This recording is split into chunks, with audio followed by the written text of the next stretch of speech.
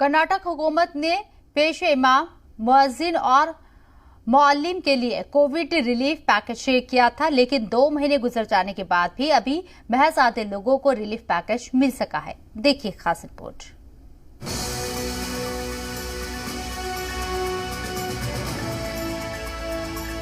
Corona virus की मुश्किलात और लॉकडाउन की परेशानियों को देखते हुए जरूरतमंद लोगों के लिए येदियुरप्पा हुकूमत ने पहली बार 1200 करोड़ और दूसरी बार 500 करोड़ कोविड रिलीफ फंड का ऐलान किया था।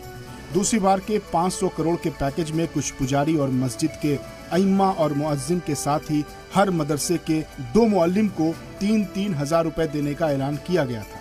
इसके तहत तकरीबन 20,000 इमाम, मुअज्जिन और मुअल्लिम की फहरिस्त में अब तक सिर्फ 10,000 लोगों को ही इस पैकेज का फायदा दिया गया है।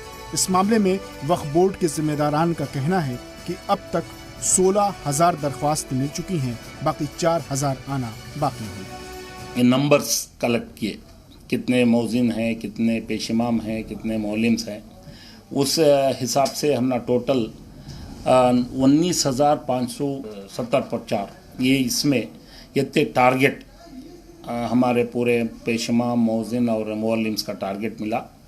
उसमें हमने अभी तक का टोटली 16,666 एप्लीकेशंस हमें रिसीव कर लिए।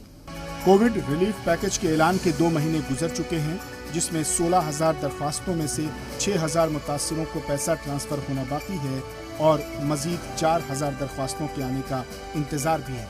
हालांकि बाकी लोगों को जल्द अज जल्द पैसा ट्रांसफर करने को कहा जा रहा है। इस मामले में कई टेक्निकल रुकावटें भी सामने आ रही हैं। अभी भी एक 4,550 एप्लीकेशंस अभी आने का बाकी है। छोटे मोटे गलतियां से वो ये नहीं जमा होकर रिजेक्ट होकर होता है, वो पूरा रेक्टिफाई करके हमें वंस अगेन वो पोर्टल में पुश करे तो उनको भी जमा हो रहा है। अब इसके साथ साथ हमें लास्ट सैटरडे तक एप्लीकेशंस रिसीव करने टाइम दिए थे।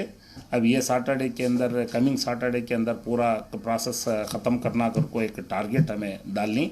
वो डीबीटी पोर्टल के ज़रिए हमें असिस्टेंस देने की वजह से ज़रा ये प्रोसेस डिले तो स्लो हो रहा है। जून में इस कोविड रिलीफ पैकेज का ऐलान हुआ था, लेकिन अब तक महज 50% लोगों को ही इसका फायदा मिल सका है, जबकि दीगर तबके को आसानी के साथ ये पैसा पहुंच चुका है। ऐसे में बड़ा सवाल वक्फ बोर्ड पर आ रहा है कि आखिर इस मामले में ताखीर क्यों हो रही है। जी मीडिया के लिए बेंगलुरु से शाहिद काजी की रिपोर्ट।